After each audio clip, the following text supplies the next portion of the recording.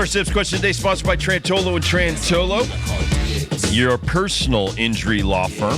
Keith and Scott are third-generation Trantolos that have been doing this in Connecticut with the Trantolo family for over 85 years, with offices in Hartford, Waterbury, Bridgeport, New Haven, and Torrington. A couple new ones in Long Island and Riverhead and Melville. So to get a hold of the law offices of Trantolo and Trantolo, just dial 9-844-999-9999. Oh, my God. No is my answer right off the bat. Do we believe Jim Harbaugh? So, Kurt, I don't know if you have the audio of Harbaugh's presser from the camp. Okay, Kurt's got it. We'll let you listen into it. Never lie, never cheat, never steal. I was raised with that lesson. I have raised my family on that lesson. I have preached that lesson to the teams that I've coached. No one's perfect. If you stumble, you apologize, and you make it right. Today, I do not apologize. I did not participate, was not aware, nor complicit in those said allegations. So for me, it's back to work and attacking with an enthusiasm unknown to mankind.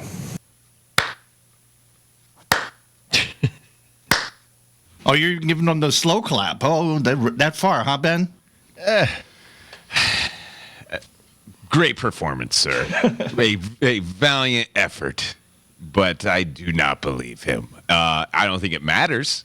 No, there's nothing. What can you do? He's in the NFL. The NCAA is going to do nothing to Jim Harbaugh. Now, Sharon Moore, the coach that took over for Michigan's probably going to get hit with something. And he knew it when he took over. And Harbaugh knew it when he left. And Harbaugh knew it when he took a lot of his staff with him.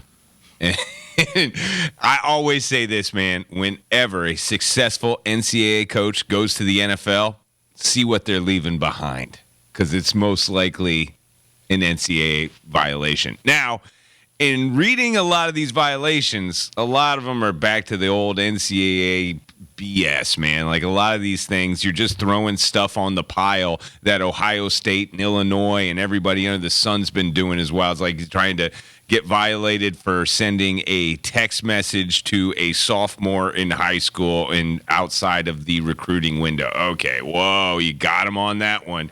The big one is the Connor Stallion stuff. The big one is knowing that you have someone on staff on other teams' sidelines trying to get information. Now, again, as we hash this out January, December, November, all those months, I'm still on the same mind frame where, yes, Connor Stallion's probably provided some information that was used in ball games. However, no way in Hades is this information equal to a national title or even like the main reason they win football games. No. Maybe once they knew a signal from Michigan State or Central Michigan or who they were playing or something somehow. I totally believe that. And I believe Harbaugh knew that. And I believe that they have, had somewhat of an advantage on a play or two. But no way are you going to convince me that this team was cheating to the point where that's the reason they won the national title last year? I'm not saying that either, but here's one of the things we do know. Sharon Moore and Connor Stallions were texting back and forth. Right. 52 of those text messages were deleted. One of the reasons they talked to Jim Harbaugh was they wanted him to cooperate with the investigation. He would not. So he's accused of not cooperating with the NCAA investigation into all of these allegations. Right. And also he would not allow them to look at his phone. So it kind of makes you look like you're guilty, whether you are or whether you aren't. Right. Would they not let him come back in college football and coach one day? No, I don't believe that either. But I do think – I agree. I was in L.A. when Pete Carroll left USC and went to the NFL in Seattle, and he left them hanging. They got all kinds of things against them, sanctions, etc. And so now these kids are penalized for things that you were a part of, and you're no longer a part of this, so you're not facing any of these ramifications. So that's what I look at Harbaugh. Listen, whether or not you knowingly knew this guy was going to dress up, get on the sidelines, and try to gain information and gain an edge, we'll never know that.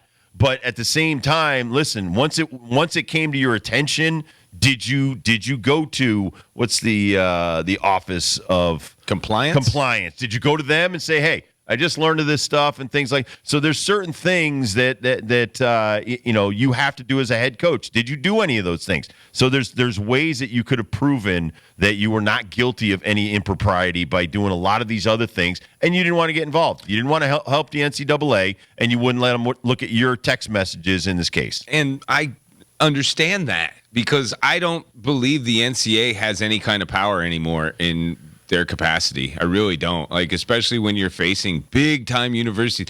If you were going to do something, you would have done something before they won the national title, right. But you didn't. And this smells a lot like when I was down in North Carolina, man, one of the biggest ones was AFAM scandal. And the AFAM scandal of the men's basketball team dated back to the 90s. They had won a couple of national titles since. So if the NCAA was actually going to be letter of the law, the NCAA is going to have to vacate national championships, right. Something they've never done, something they never want to do. So, they pick and choose who they go after. They pick and choose the timing they go after. The thing that I'm slow clapping Harbaugh, and I just think that this is a poor performance of a press conference, I would be with him on denying. I have nothing to do with this. Right. I'm just not with you when you preach to me that you never lie, you never cheat, you never steal, and if you do, you got to apologize and make it good. And I've never done any of it. Like, man, then you kind of step over the denial and you go to some righteous place where you're almighty. I just feel like you knew about it. The NCAA is not going to do a damn thing about it.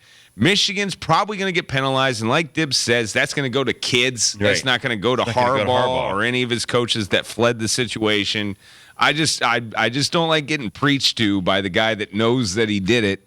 Right. And well, and listen, here's another problem that I have. I think that most of the teams at that level are doing something. Exactly. Yeah. And whether it's making extra phone calls to recruits, whether it's talking to recruits. It blows my mind on just I've asked if I could go to a baseball practice with my 15U team. You can't talk to the coaches. You can't tell me that these coaches in D1 haven't made contact by accident at one time or another. So everybody's guilty of something. Do I think the rules are ridiculous? Absolutely as well.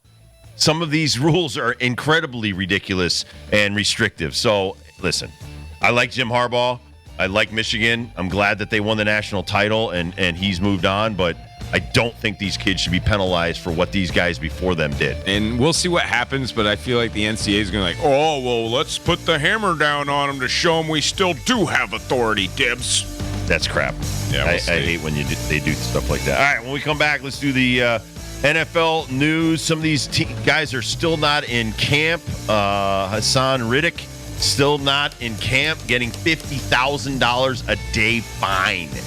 Yes, $50,000 a day. He's probably up to about $1 million right now. We'll be right back on the Rob Dibble Show with Ben Darnell.